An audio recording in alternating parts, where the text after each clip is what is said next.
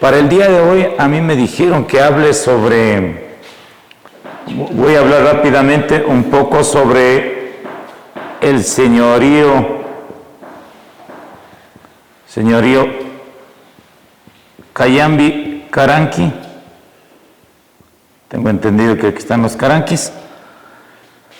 Y luego rápidamente vamos a hablar el pequeño periodo incásico o del Estado Inca. Hablemos del Estado Inca. Estado Inca. Y rápidamente hablemos también del Estado colonial y del Estado republicano. Y llegando hasta el año 2023. Y de pronto alguien dirá, ¿y por qué no hace? Ustedes nos han enseñado que en la historia nos enseñan así. Antes de Cristo y después de Cristo. Yo hago esta espiral. ¿Quién sabe que en estos territorios, antes de la llegada de los incas, en estos territorios me refiero Pichincha, Imbabura, Carchi, ¿qué pueblos, qué culturas o qué civilizaciones creen que había? Los cayambis, los caranquis, más o menos ¿en qué tiempo creen que desarrollaron estos pueblos? No se olvide, bueno, podemos utilizar esto también. Aquí está el año 0, esto es antes de Cristo, esto es después de Cristo. ¿Cuándo llegó Colón a América? Colón llegó 1492. Entonces, 1492. Los españoles, el primer español. Ahí también hay una discusión, un debate. Si Cristóbal Colón vino a colonizar, vino a invadir, o vino de manera pacífica. ¿Cómo están? Buenos días. ¿Cómo están, compañeros? Aquí venimos a hacer un intercambio cultural. Vinieron a desaparecer. Ustedes, exacto. Usted ha dicho genocidio. Tiene que desaparecer. Y tiene que imponerse. ¿Imponer qué? Sí, su ideología, su raíz, su costumbre, su gastronomía, todo. Hasta las enfermedades, todo. Aquí se desaparece esa civilización. Pero nuestra pregunta de hoy, en la primera parte era, ¿en qué tiempo los pastos, los cayambis, los cañaris, los caranquis? Los estudiosos, los científicos nos dicen que aquí tenemos el Ecuador, tenemos una cultura de 10.000 años. Antes. Sí, 10.000 antes de Cristo. O sea, en términos generales, para mucha gente dice, la historia ecuatoriana, es que no en la escuela, en el colegio, ni un poquito en la universidad. Pero no nos han enseñado nada. Para mucha gente cree que la historia del país, del Ecuador, aparece recién después de 1492. ¿Y antes qué había? En términos generales, el Ecuador, en Sudamérica, sobre todo el Ecuador, más de 10.000 años de civilización. 10.000 años. Eso está probado científicamente. Lo que sí quiero remitir es, como estamos acá los caranquis y los cayambis, lo que quiero decir más o menos en qué año vivieron, antes de Cristo o después de Cristo, para hablar de los cayambis, de los caranquis, después de Cristo. Más o menos en el año 700, entre 800, desarrolló la cultura cayambi caranqui. hasta la llegada de los incas. ¿Cuándo llegaron los incas más o menos? En el Ecuador, a estos territorios me refiero: Pichincha, Imbabura, Carchi. Si Cristóbal Colón llegó en 1492. Y había estas civilizaciones de 1300. Y además cuando llegó Cristóbal Colón, ya habían pueblos, y además estaban en pelea. Ya estaban peleando los pueblos internos. ¿Qué tal, Cristóbal? Entonces, eso significa que más o menos los incas, ¿en qué tiempo pueden haber llegado? ¿En qué periodo? Hay varios, pero más o menos hay varios autores. Hay varios autores, pero aproximadamente los incas llegaron por 1470, 80. Los incas en el Ecuador, o sea, aquí en estos territorios, estaban recién consolidando aproximadamente 50, 70 años. Esa es la presencia incásica. Y los incas, ¿con qué objetivo vinieron también? Espinosa Soriano. Él habla de los cayambes carangues. Entonces sería bueno que de pronto pensemos en la lectura de este autor. Este es yo creo que, este es un peruano, es un investigador peruano, pero él es el que más habla de los cayambes carangues. Entonces, los cayambes y los carangues, aproximadamente entre 700 y 800 años se consolida este señorío o esta confederación de los cayambes carangues. O sea, ellos se consolidaron, se respetaron sus pueblos internos, pero se consolidaron aproximadamente en estos años. Pongamos desde 800 hasta 1500, o sea, estamos hablando de 700 años. 700 años de la existencia de los cayambis carangues. Si éramos una confederación, hasta ahora, ¿qué vestigios nos quedan?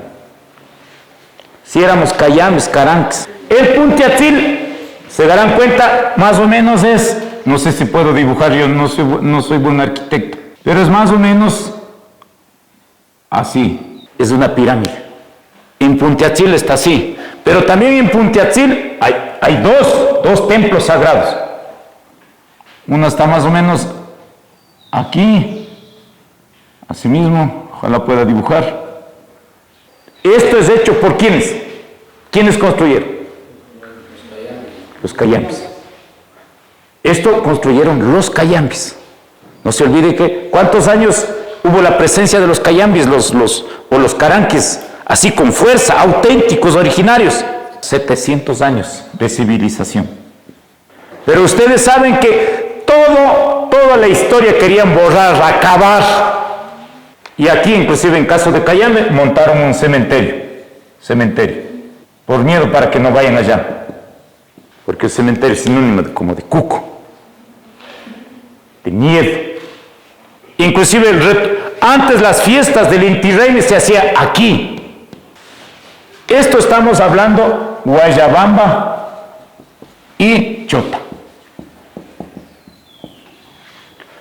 Estos montículos, hay otros símbolos podemos encontrar que es de la cultura cayambi caranqui. Sí, también, pero no sé si símbolos, construcciones. Pambamarca. En Pambamarca los cayambis, los caranques se organizaron, pero verá, los incas venían con todo un ejército desde el sur, desde el Cusco. Mire cómo los incas tenían la ambición de conquistar toda Sudamérica. Los incas. Y ellos fueron hasta el norte de Argentina. Conquistaron Bolivia. Todo lo que es Perú. Todo lo que es Ecuador. Todo el sur de Colombia, los incas. Pero venían con tremendo ejército. Primero incursionó, llegó por los años 1400, más o menos 1430 o 40 llega Tupac Yupanqui. Y del hijo Tupac Yupanqui es Huayna Cápac. Tupac Yupanqui cuando llega a toda la parte de, y hasta desde el avión, no sé si está hacer aquí, hasta desde el avión es interesante. Uno cuando viene viajando desde el Perú, el avión, y uno se ve, es árido, seco, seco, seco. Y usted cuando pasa ya entra al Ecuador, desde el avión, se ve verde, lindo. Entonces cuando Huayna Capac, como es cuando Tupac Yupanqui llegó a toda la parte de Loja, dijo, qué hermosura, qué lindo estas tierras. Y por eso que decidió fundar su sede, segunda sede de Cusco en Azuay, en Tomebamba. Tupac Yupanqui organizó su sede de la segunda sede en el Cusco, del Cusco en Azuay. Pero seguían caminando, pero vean que estas tierras eran hermosas, verdes, habían hermosas mujeres, una hermosa geografía. Estos tipos se enamoraron, empezaron a enamorarse. Y Huayna Capac murió, Tupac Yupanqui, Huayna Capac continuó adelante. Encuentran con los cañaris. Dice que los cañaris estaban medio forcejeando, queriendo pelear, no sé qué, no sé cuánto. En un año, liquidado. Los incas les ganó. Y en los incas había dos formas: ganarles a la fuerza o entrar a un proceso de enamoramiento con la hija del cacique mayor. Si nos vences, tienes que juntarte. Entonces a veces en las comunas también nos ha pasado. Con la familia más peleada.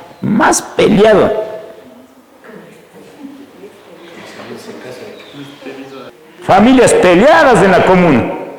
Y se casan. El amor no tiene, pues. Llegó la paz de la familia. Es una paz. Así mismo hacían los incas. ¿Era la fuerza o era a través de matrimonios?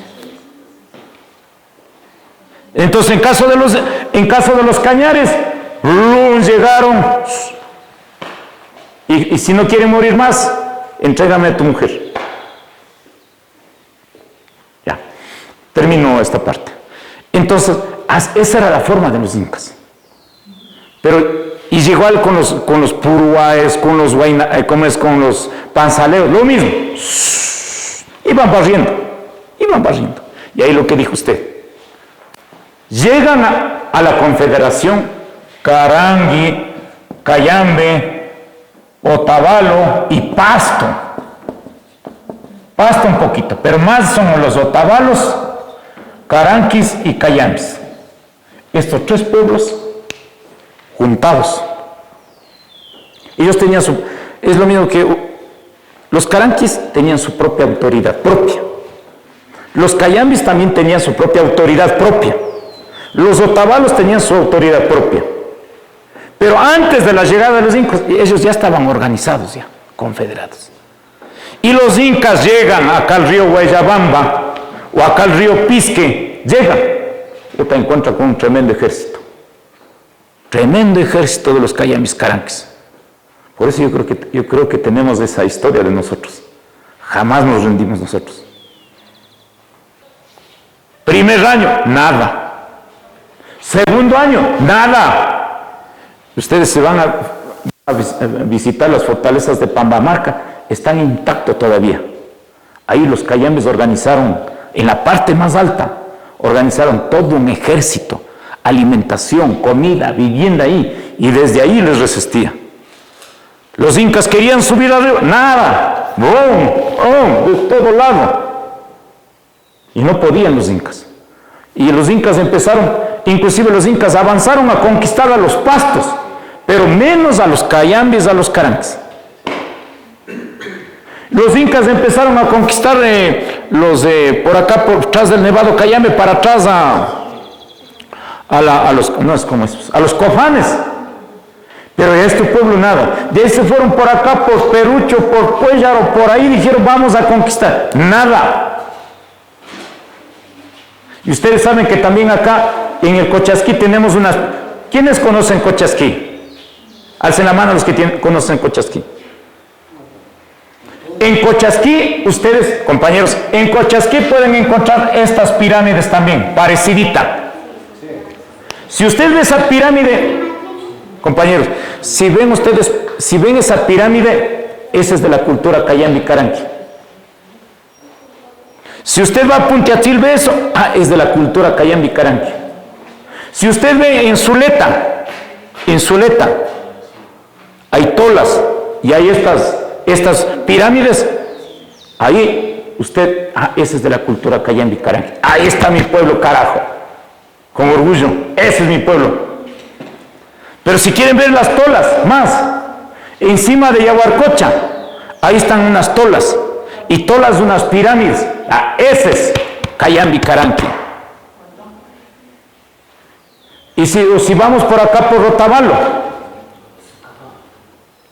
ahí también hay este tipo de tolas y de pirámides. Estas tolas y pirámides yo no he visto en otro lado. Yo he sido andariego por todos lados. En Cañar yo no he visto. O acá por Panzaleo no he visto yo. Por Chimborazo no he visto. Los únicos que han desarrollado esta tecnología, esta arquitectura que han desarrollado de esta forma, y más las tolitas o como las fortalezas de Quitoloma, o las tolas o las pirámides, es de la cultura Cayambi Caranqui. Y todos los apellidos terminados en Angus, todos los apellidos son originarios, autóctonos de estos años.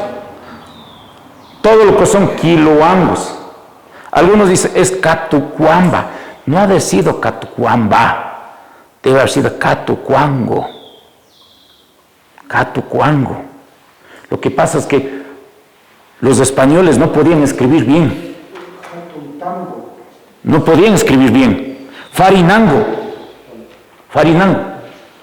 Quilumbaquín, no, eran Quiluango, Farinango, Cacuango, Ulcuango, Cholango. Todos esos son originarios de aquí. Eran sitios de vivienda o sitios ceremoniales. O sea, estas pirámides eran vivienda, ceremonia, eran silos. O sea, ese era un espacio para vivir. En cambio, estas tolas era para vivienda, estas tolas, pero también era como cementerio, para entierros, estas tolas. En cambio, estos como churitos, estos eran fortalezas, sitios de defensa contra los incas. Pero otro tema que desarrollar, hay aquí tanta cosa. Los cayambis, los caranquis desarrollaron un sistema hidráulico, un sistema de riego desarrollaron. Inclusive ellos inventaron unos camellones. No sé si puedo dibujar, yo estoy malo para dibujar. Así. Aquí sembraban maíz y aquí era espejo de agua. Esto también es espejo de agua. Esto era maíz, papa. Esto me parece que encontramos en Zuleta y aquí por parte de la Tola. Ya han desaparecido eso. Este era un sistema especial de hacer agricultura. ¿Por qué? Nuestros abuelos eran ciencia, tenían tecnología. La vestimenta de los pueblos, el color era de blanco. Eran como visten más o menos las otavaleñas. Ese era el diseño para nuestros pueblos, pero era blanco, porque era de algodón, y después ya con la llegada de los españoles, con la oveja de lana de borrego. Eran como, igual también hombres no eran como ahora estamos así de jean, eran igualmente como anaco y blanco. la asociación de cultivos. ¿Verdad? Tiene que sembrar, esto vamos a sembrar, vamos a sembrar taure, después vamos a sembrar morocho. Este morochito traje, dice, de un concurso de una feria de semillas que ha habido en Cotacache, me compré, dice, morocho. Taure es chocho. Entonces, me compré, dice, el morocho. Y le digo, ¿y cuánto pongo? A mí, mi abuelitos me han enseñado que hay que sembrar 3, y cada, más o menos, ¿qué será? 40, 50 centímetros. Claro. Entonces, no, 4 pondrás, 4. Y digo, ¿por qué 4? Dice, 1 es para la pala. A ver que cuando estamos rascarillando, se nos va pues a veces la pala. Pues, 1 es para la pala. Y 1 para el perrito, para la ardilla, para los animalitos. Y 2 queda para comer nosotros. Pero ahí pondrá también un frijolito. Entonces, esa es la asociación. Ponen el frijol, ponen la quinoa, pero también hay la rotación de cultivos. Si usted sembró ahora papas, no es que al año siguiente también tiene que volver a sembrar papas, no. Ahí tiene que sembrar papas, saca todo el nutriente del terreno. Las papas saca todo el nutriente del terreno. Entonces, ¿cuál es el producto que debería, en cambio, el que da nutriente al suelo?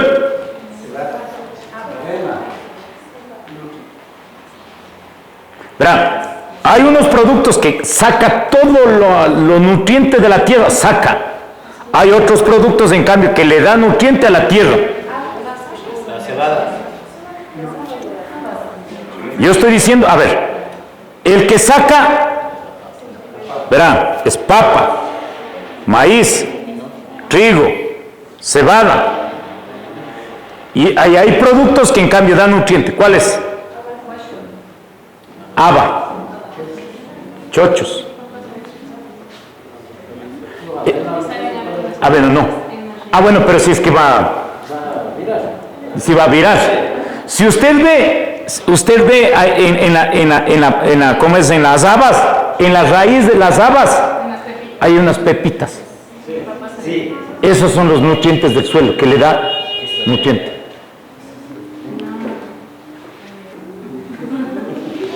Y lastimosamente, discúlpeme, esto tampoco no nos enseña en la Facultad de Agronomía. Mire, tampoco no nos enseña en el Derecho Comunitario y en la Facultad de Jurisprudencia. Ahí tenemos tarea para luchar. Creo que deberíamos exigir en las facultades de Derecho, de Agricultura, de Hidráulica, de todo, tiene que incorporarse una cátedra de, no sé si de pueblos indígenas, o una cátedra propia de la agricultura andina, si es que es en la Facultad de Agronomía. Lo mismo si es en la Facultad de Derecho, debería estar una cátedra de Derecho Comunitario. ¿Y por qué no crear nosotros mismos? Bueno, yo creo que podríamos empujar esto de la Universidad de Mautahuasi o estos talleres. Sí, no, yo estoy de acuerdo. Pero es un monstruo. Ya, entonces hemos hecho la asociación de cultivos y la rotación. Pero eso tiene que también ver con calendario. Solar, lunar, hemos dicho, no, etcétera, etcétera. Regresemos a nuestra historia.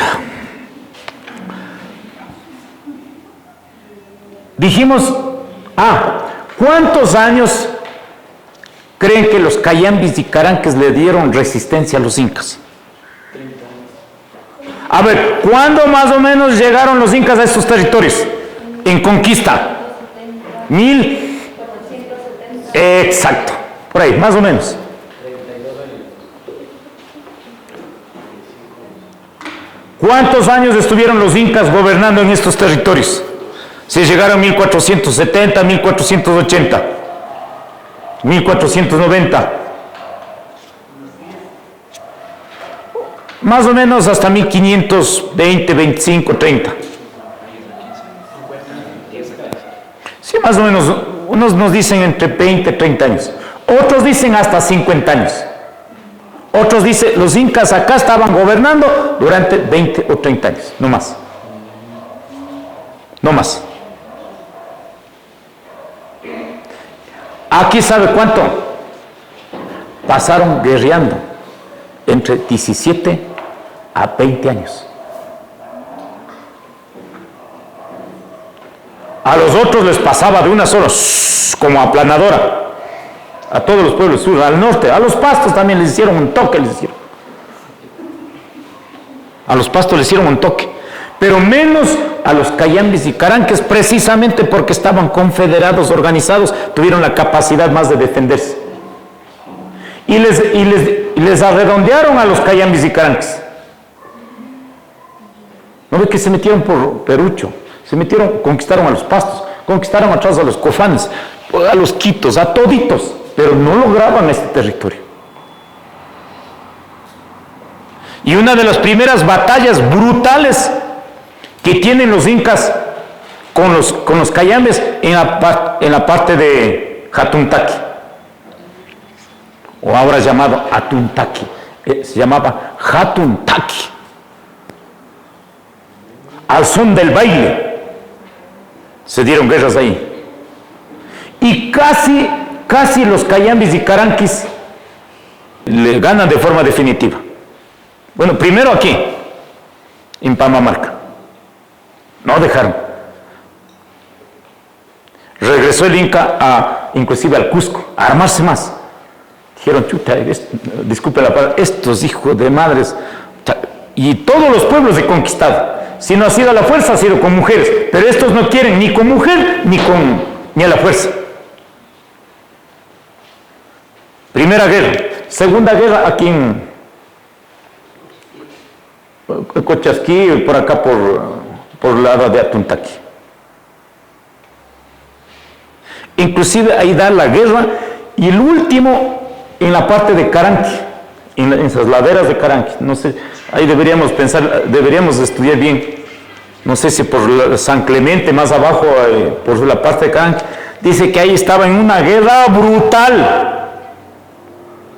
Uno de los caranquis estuvo a punto de apuñalarle un lanzazo en la cabeza a Huayna Cápac, pero le hirió, sí le hirió. ¿Cómo es que estos casi me matan? Se arma otros 5 años, preparan desde el sur y otra vez viene Huayna Cápac, cabreadísimo, enojado. Y ahí se da la guerra definitiva, y donde nos destrona a los cayambes y a los caranquis en la lucha en la laguna Yaguarcocha. Y alrededor de la laguna de Yaguarcocha había unos grandes árboles. Ahora ya, pucha, toditos nos han acabado. Si usted para en la laguna de Yaguarcocha y usted ve a todos los lados, limpio, han acabado con todos los árboles, con todo han acabado. Para hacer casas, para hacer puentes, para rieles de tren, han acabado hasta el último árbol. Caso que teníamos solo chilcas de sixis, teníamos enormes bosques, teníamos. Ahí se acaba nuestros cayambis. Y el Inca Huayna Cápac le dijo, bótenme a estos malcriados de los cayambis y caranques, bótenme matándole, solo déjeles a los niños menores de 10 años. Mayores de 10 años a todito les mata. A todos mata. Y desde ahí la laguna de Yaguarcocha, laguna de sangre. Ya no hay tierras. Eso, a mí realmente, no sé si estoy hablando de más, realmente a mí me preocupa. La próxima generación ya no tiene tierras. Ya no hay tierra, ni en la ciudad, ni en el campo. Y la ciudad está invadiendo, pujando, Ibarra, o Quito, o Cayambe, sigue pujando. Sigue pujando a acabar con tierras cultivables. ¿Y la gente de qué va a vivir? ¿De qué va a comer? Yo me preocupo. Por ejemplo, yo hace 2 años yo hice el tema del PDOT. Puta, hasta la marcha me hicieron los indios. La verdad no les entendí. O sea, quieren entrar en la lógica neoliberal, en depedacear la tierra. Y no estamos pensando en la lógica del ordenamiento comunitario de la tierra. Yo casi me quedé solo. Pero los indios politizaron este tema, me hicieron una marcha. Yo dije, ya no pedacé más, ya no. O sea, la urbanidad está creciendo así. Mi propuesta es que la urbanidad lancemos para arriba. Y los que están aquí, a mí me pareció súper interesante un joven de Pitaná, creo que es de Pitaná Bajo o de Pitaná Alto. ¿Sabe qué me decía, compañero Guillermo? Usted que está armando el ordenamiento territorial con el municipio, usted lo que está diciendo tiene razón, pero la gente no entiende, porque su cerebro está lavado del modelo neoliberal. El modelo neoliberal es competir, individualizar, fragmentar, retasear. Él me decía, compañero Guillermo, ¿por qué no ponemos en la ordenanza? Me parece súper interesante, y vayan pensando. Yo, por ejemplo, yo estoy preocupado de mi comuna. Yo ya quiero regresar a ser presidente de mi comuna, para empezar a hacer algunas transformaciones y revoluciones. Me decía este compañero Guillermo, ¿no será de pensar para arriba ordenar el territorio? Digo, sí. Si una familia, compañeros, si una familia construye primer piso, segundo piso, tercer piso, cuarto piso, 1, 2, 3, 4, y la parte de atrás ponemos la chacra, recogiendo la lógica nuestra, chacra, pero hacemos con 3, 4 pisos. El primer piso para mi primer hijo, segundo hijo, tercer hijo, cuarto hijo. Y tengo la chacra para comer, para alimentar. Pero el problema es que ahorita nuestra gente, con la lógica de la herencia, estamos retaseando la tierra. Así.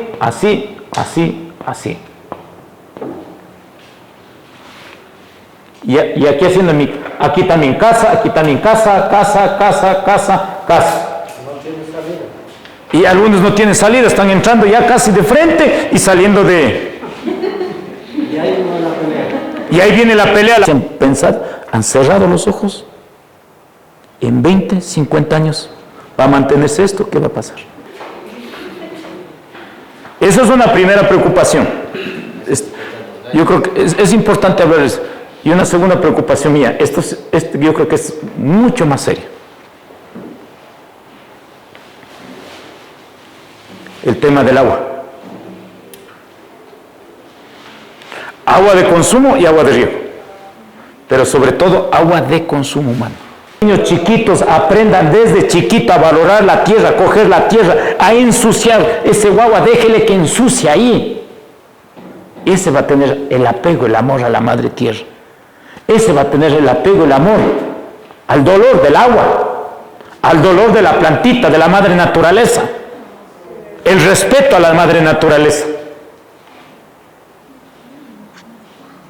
Porque si es que no entiende eso, estamos formando niños de inteligencia artificial. Y además estamos criándole a los niños del todo, no para la vida.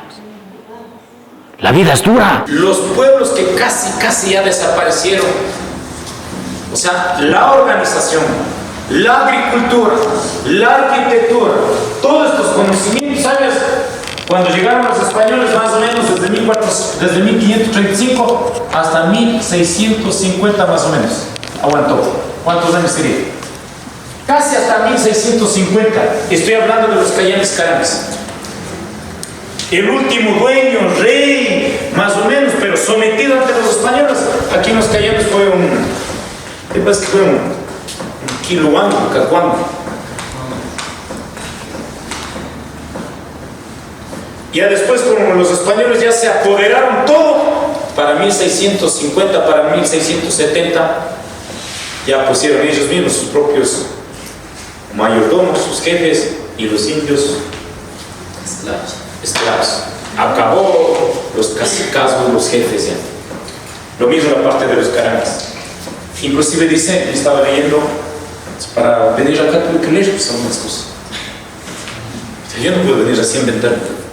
El último vestigio de los incas en Caranqui, más o menos termina en 1644. A los mismos indios les hizo cargar las piedras. Destruye tu templo. Si no destruyes, aquí te matamos. O te arrastramos con el caballo. Tuvieron que sacar sus piedras. Por eso, por curiosidad, cuando vayan por Rivada, por las iglesias. Yo soy en ese curioso. Cuando me voy a Quito, Guayaquil, a Cusco, yo siempre estoy viendo las iglesias. Donde usted ve que está construida una iglesia, ahí era un sitio sagrado. Sobre los sitios sagrados construyeron iglesias y templos. Y si no está allí, desde algún otro lado trajeron las piedras nuestras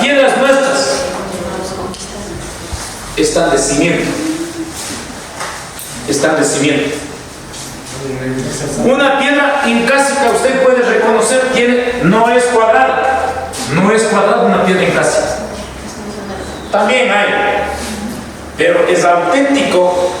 Tecnología cusqueña es que tiene más o menos 5 esquinas tiene. 1, 2, 3, 4, 5. Esto, auténtica arquitectura inca. Los cayamis caranques en cambio hacemos de rondas de cándalos. Esa era nuestra tecnología. Pero les digo finalmente en los caranques o cayamis, bueno, acá no tenemos, solo Pamamaca tenemos, pero eso es cayami propio. Pero lo más afinado es en los caranques. Ahí está la cultura cayami, como es cultura caranqui y la cultura inca.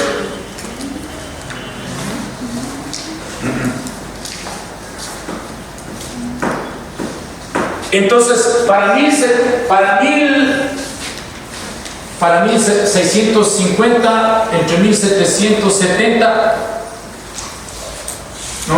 estoy hablando mal, 1670, entre 1650 y se conformaron ya las grandes haciendas. Haciendas y encomiendas. Manejado ya por españoles. Controlado por los españoles. Pero en estos años, que estamos hablando de cuántos años, más o menos 1650, 1644, más o menos, a ver cuántos son, 75 años, más 50, 125 años estaríamos hablando, ¿cierto? O sea, pongamos más o menos 100 años. 100 años los españoles utilizaron a nuestra gente misma para consolidar el Estado colonial. Los incas, ganan los incas, llegan los españoles, pero empiezan los incas a pedir herencia. Por un lado Huáscar y por otro lado Atahualpa. Los cañaris, desde los cañares, en otras palabras, desde Azuay para arriba, debía estar al mando de los incas. Pero desde el Cusco hasta Pasto debía estar al mando de los incas. Primerito estaba al mando de Tupayupanqui, luego al mando de Huayna Cápac. Pero como murió Huayna Cápac, quedaron 2 hijos, Huáscar y Atahualpa. Atahualpa nació en Caranqui, Huáscar nació en Cusco.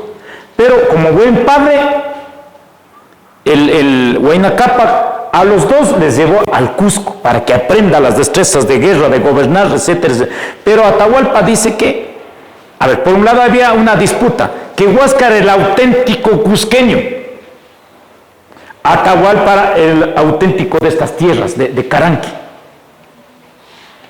Y entre los dos ñaños empiezan a ser medio recelosos. Y cuando muere Huayna Cápac dice, a ver, desde Cuenca hacia los Pastos vas a manejar Atahualpa. Y toda la parte de Cusco vas a manejar Huáscar. Y empiezan rivalidades entre los... Pero lo más grave, y nos cuenta la historia, los cañaris. Los cañaris, en vez de respetar a su autoridad, a Atahualpa, empieza a venerar, a adular, y eso nos pasa también hasta ahora en estos tiempos, a Huáscar. Y ahí arranca la bronca. Y arranca la bronca, pero desde Cuenca para acá arriba es mi territorio de Atahualpa. ¿Y cómo es que los cañares están yéndose con Huáscar? Están en esa bronca, en ese forcejeo, llegan los españoles. Pero todavía no llega pero ya llegó ya los españoles ya. Y los españoles empezaron a estudiar. ¿Quiénes están? ¿Cómo están ya? A estudiar y cómo dividir. Y entonces, como Atahualpa y los huambras y los huambracunas, por eso dice huambracunas, de los 10 años ya crecieron a 15, 16 años. Los incas nos maltrataron, nos mataron a nuestros padres. Se organiza todo un ejército a pretexto de los cañares que están desobedeciendo. Atahualpa organiza todo un ejército. Y los huambras que criaron, empieza a sacarles la madre a los cañares hasta llegar al Cusco. Atahualpa, con los cayambis y caranques. Por eso dice que algunos de nuestros cayambis caranques se quedaron en el Cusco. Después acabó ya. Aniquilaron con sus hijos. Quimbiaulco, el último que fue de estos territorios que acabó. Entonces, compañeros, para terminar la historia, en medio de esas broncas, de esas peleas, ya no hubo Atahualpa, ya no hubo más a Huáscar, mataron todo, el pueblo estuvo disperso. No había nadie, no había liderazgo. Y ahí los españoles, y lo más grave, la historia. Como Atahualpa les sacó la madre por desobedecer a los cañaris se pusieron del lado de los españoles. Jodió la historia en Sudamérica. Por eso a veces haciendo chistes decimos bravos pero cobardes cañaris, traicioneros. Entonces Atahualpa, todos ellos se armaron de tremenda. Por eso es que la historia es va. Los indios mismos saben traicionar. En la colonia, en la encomienda, en la vida republicana, ahora los mismos indios traicionan. Ahora mismo que tenemos problema de Pachacuti. Nos ha traicionado. Uno también puede tener errores, pero los otros nos han traicionado. Y mientras estamos divididos, confundidos, los otros siguen avanzando y haciendo lo que les da la gana. Esa es la historia de nuestro país. Y si rápido llegamos a la historia de 1400, a la vida republicana. Compas, como estamos llegando avanzando, ustedes saben, les voy a contar solo un hito nomás, un hito histórico. En 1777, la colonia española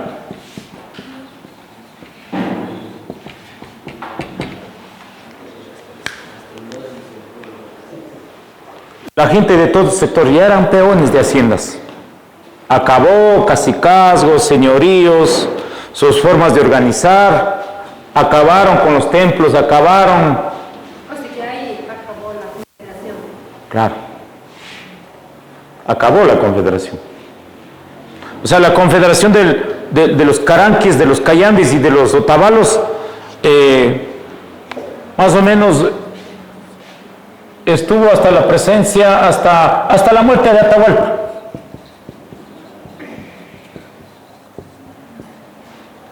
Hasta la muerte de Atahualpa. Eso ya quedó cada cual con sus pequeños cacicazgos. Pero después ya sometidos a los españoles. Sometidos a los españoles. Y después los españoles hicieron control total de todo ya.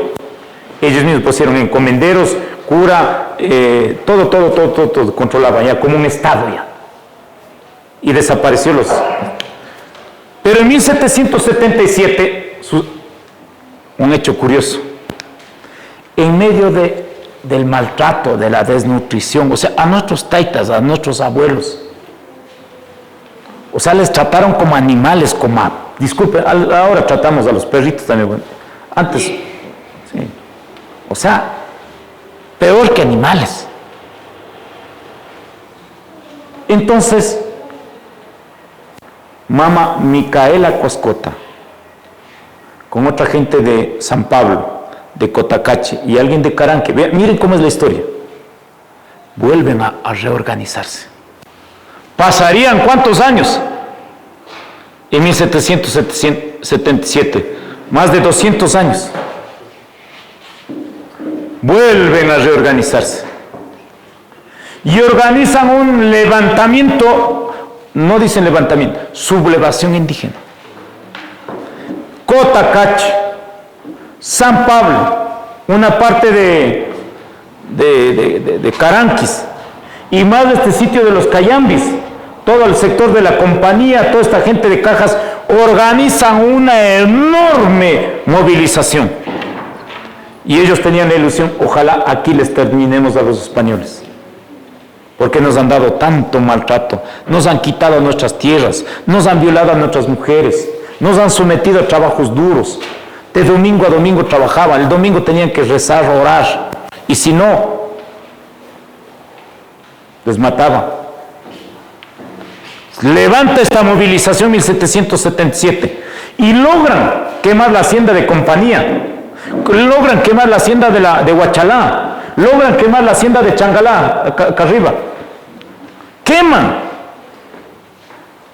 Y claro, los españoles ya tenían consolidado un ejército de la colonia. Y ahí les coge, claro, y siempre hay un traicionero, siempre.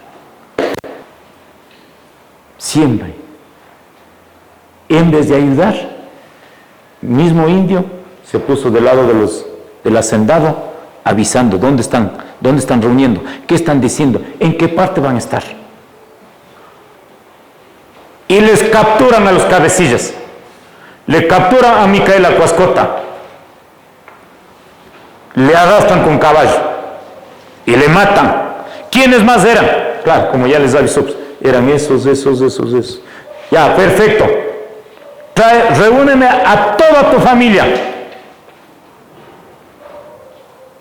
Y ustedes se van a Sicchos, se van a...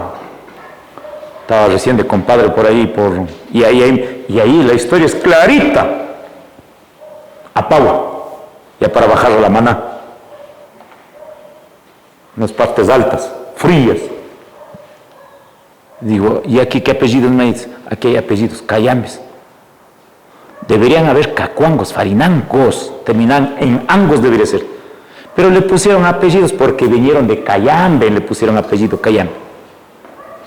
Le quitaron el apellido original, pero le impusieron para reconocer que ese es de Cayambe. Le dijeron, no, ese es Juan Cayambe.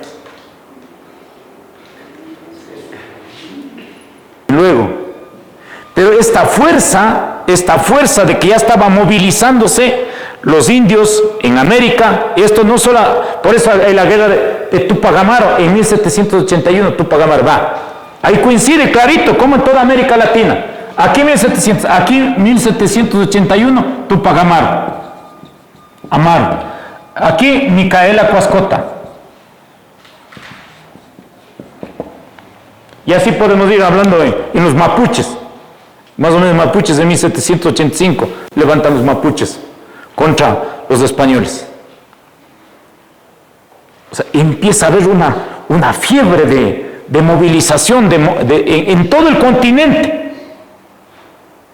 Y también algunos hacendados también empiezan como a pelearse. Escucharán, empiezan como a pelearse algunos hacendados. Los hacendados también vuelven como ambiciosos. Escucharán bien, los hacendados también. Primero destruyeron los hacendados, los españoles destruyeron a los caciques de aquí. Ahora los españoles manejaban, pero de los españoles empezaron a salir sus hijos de esta tierra, crecidos aquí, nacidos paridos a las indias le parieron a sus hijos, porque los españoles no vinieron con mujeres, los españoles consiguieron mujeres aquí y empezaron bueno, los unos dicen el mestizaje. Entonces los hijos empiezan a ir como en contra de los taitas. Y ahí viene esto de la independencia. Porque los taitas dependían directamente de la corona española. Los impuestos, los diezmos, la plata, todo lo que producían mandaban a España. Pero los hijos, los criollos, los hijos de los españoles estaban inconformes. Pero si es nuestro trabajo, decían ellos. Y por lo tanto empezaron ya a fabricar desde 1770, 1780, 1790. Desde 1800 empieza en las guerras de la famosa independencia.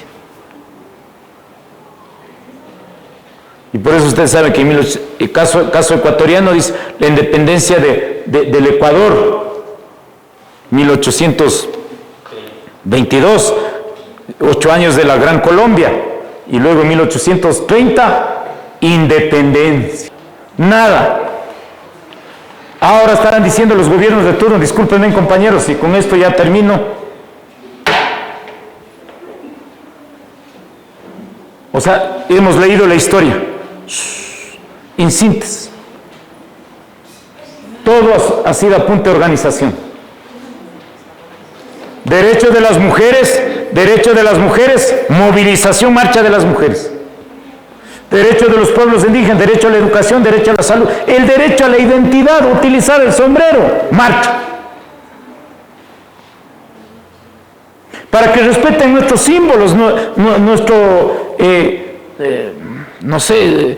sombreros, nuestras hualcas, nuestras chalinas, para que nos respete, ha sido apunte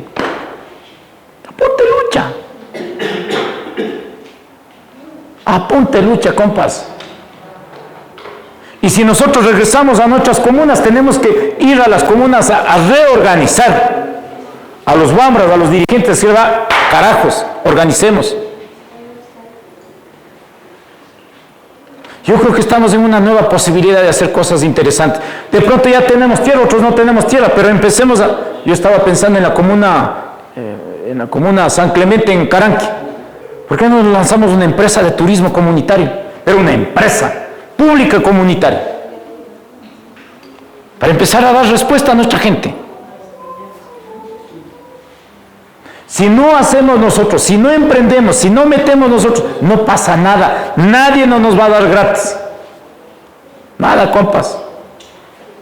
Nada. Y lo único que en estos momentos, a veces algunos han dicho, ya la CONAIE ya se acabó, el Pachacuti, los indios están peleados, divididos.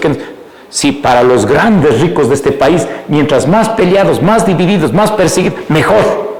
Tienen chance de gobernar.